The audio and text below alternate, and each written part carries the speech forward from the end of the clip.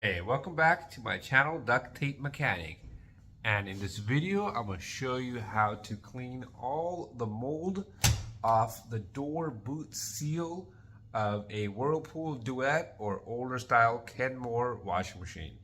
So if you find this video to be helpful, make sure you subscribe to my channel for more DIY and tinkering videos.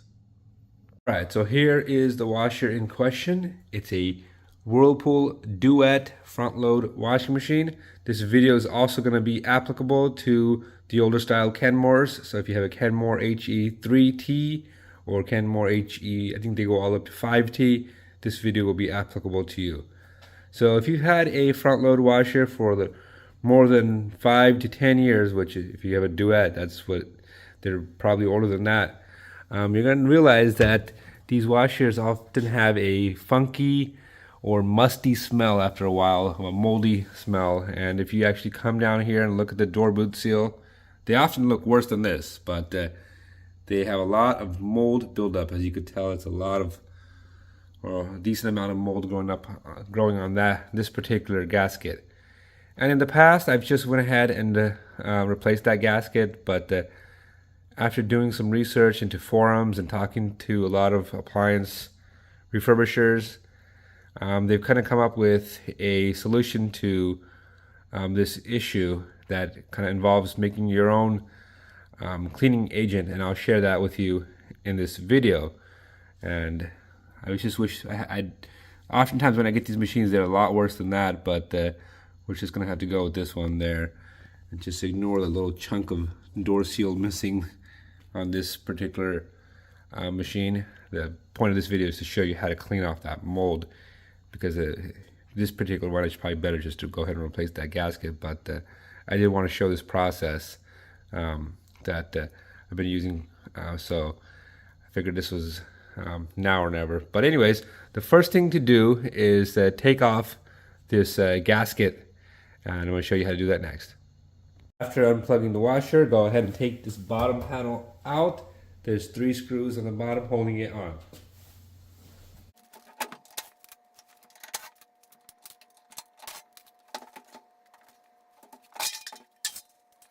Alright, so the next step, we're going to be removing the ring that goes around the front of the door boot seal. So there's that metal ring right there. And we're just going to take a flat blade screwdriver and pull it right out.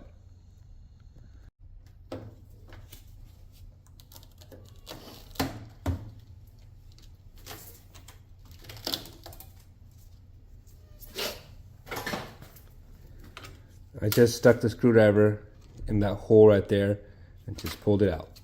We can just peel it off the front and push it back.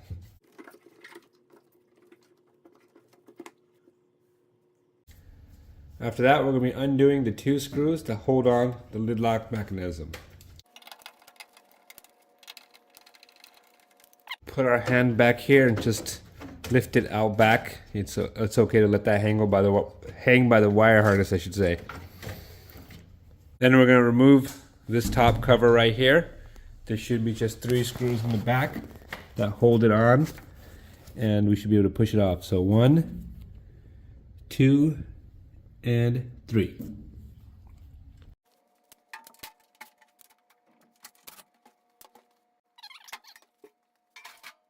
Then we're going to remove the fabric softener and soap dispenser tray by pulling it out, pushing this tab right here, and then pulling it right out. You remove the tray. There should be 2 screws. They're size T15 star bits, so 1, 2 that we need to remove.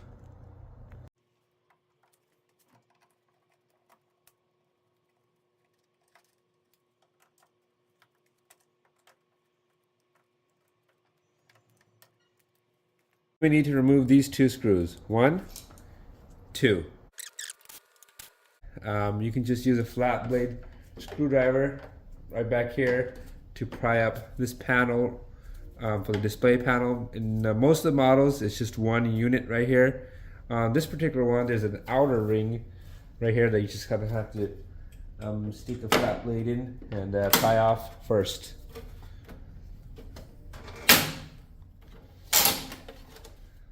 like so. And you should be able to stick your flat blade back here and pry up this display panel.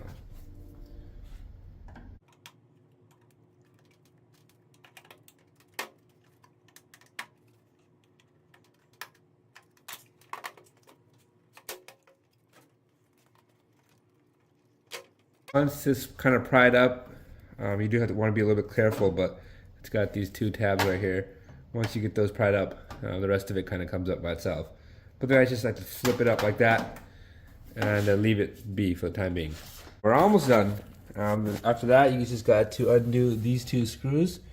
One right there and one on the other side right there. Go ahead and undo these two screws as well. 1 and 2.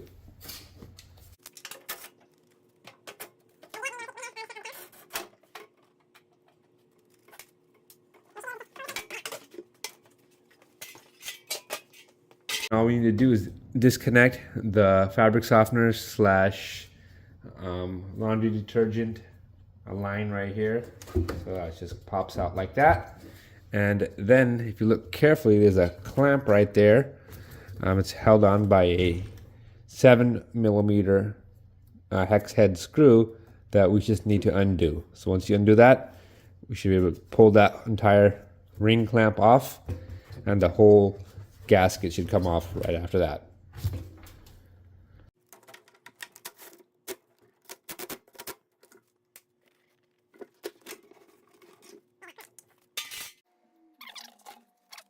Okay, so we got the top of the washer right here, the cover I should say, and we're going to inspect this. You can see a lot more of that mold as we work our way around it and behind it as well.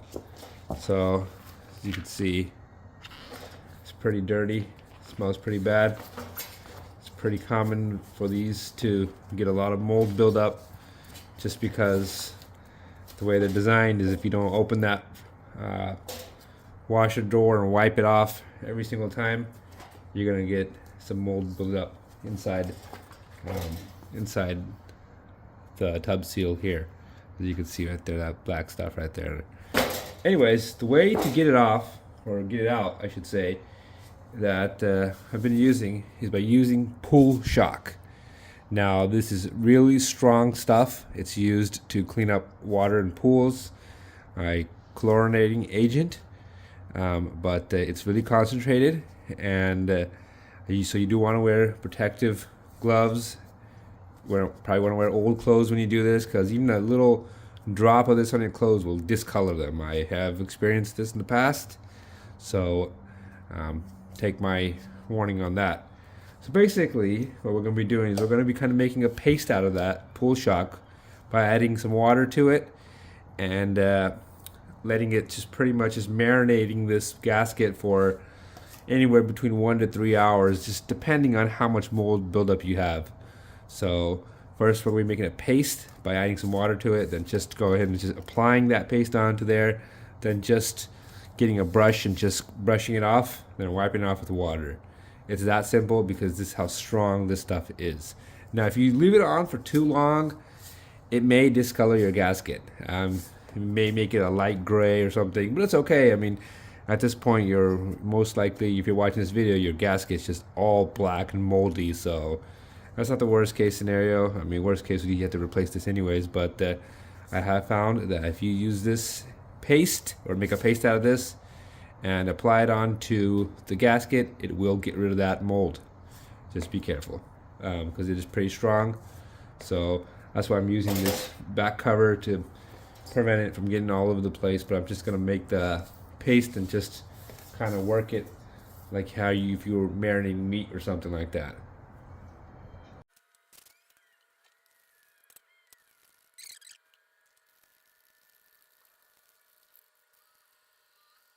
Oh, we got the consistency of maybe a little bit thicker than a toothpaste right there.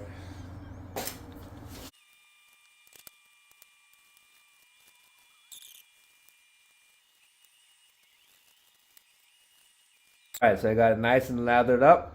We'll just let that sit for anywhere between an hour to 3 hours, depending on how much moldy buildup you got on there. And I do recommend doing this in a well ventilated area because there's a fairly strong smell. Just do it outside, and while it's soaking, keep your kids away from this. And we'll come back and take a look at it in about an hour, hour and a half. So it's been sitting for about an hour, a little bit over that. So I'm just gonna take it out front, rinse it off with some water, maybe just scrub off the excess right there, and we'll slap it back on.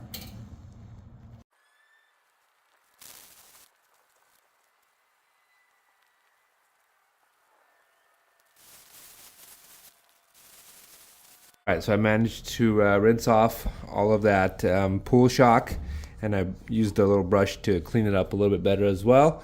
But if you remember, there was a splotch of mold right here next to where that chunk of gasket was missing, and it's all pretty much gone.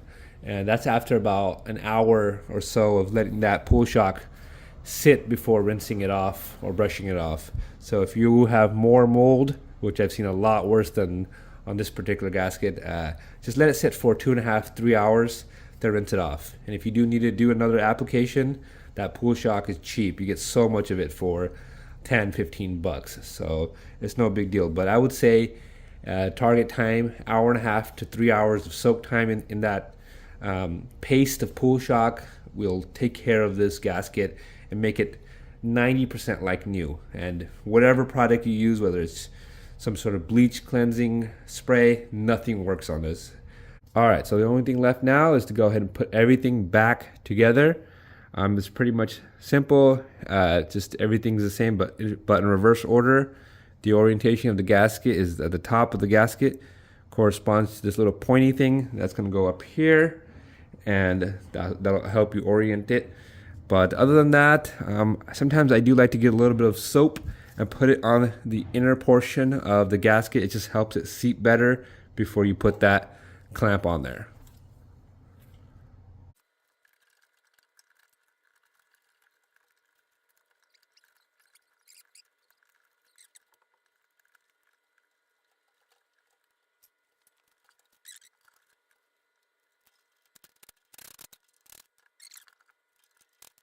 Don't forget to put the soap dispenser or laundry detergent dispenser in there as well.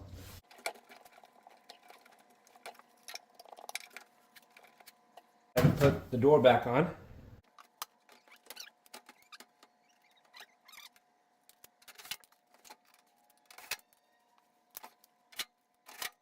Alright, so after that, go ahead and reach inside and grab that lid lock mechanism and secure it in once again.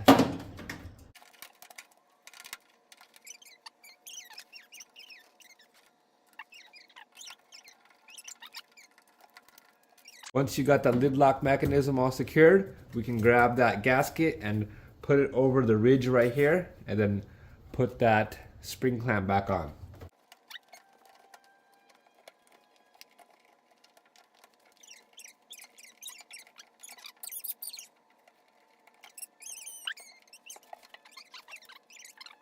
We've got it properly seated. We're just going to put the spring clamp back on there. We may use a flat blade screwdriver to give us a little bit of leverage, but for this particular model, no special tools are needed.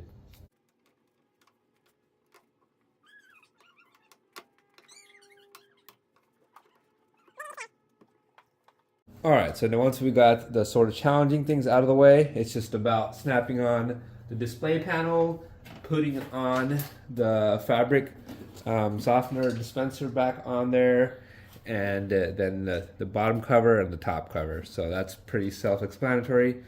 Display panel or pretty much just snaps into place.